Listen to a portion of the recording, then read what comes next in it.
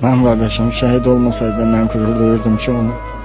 Çünki həqiqətən də mənə yaxşı qardaş olub, əskərlərinə yaxşı qardaş olub. Yəni heç vaxt da kimsə deməzdi ki o pis bir insandır.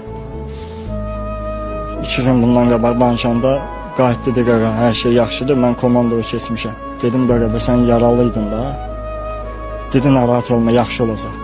Səhər-səhərləri işə gələndə zəng elədim ki görüm nə olubdu, nədir məsələ. Gördüm bir başqa adam götürdü. Dedi qisasını almışım. İnanmadım. Dedim bəlkə səhvliyə düşər. Bəlkə olmaz, o deyil.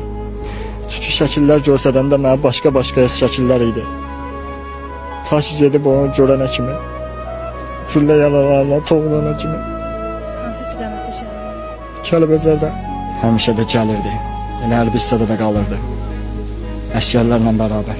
44 gündən sonra. Həmin hadisədən bir aydan sonra səsini eşitdim. Bir onda sevindim, bir də hərbiyə girməyinə. Həyatımda bircə səfər ümid elədim, hər şeyi qoydum qırağa. Nə başqa bir şey. Qardaşımın xəyalı 2 dənə idi. Bir evi olsun, bir də evləndirməni deyirdi. Veçinə həmişə belə deyirdi.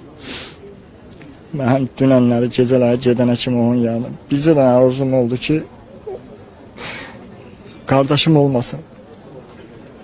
Ta ki gelib qardaşımı görənə kimi, bu güllə yalarlarına toxunana kimi.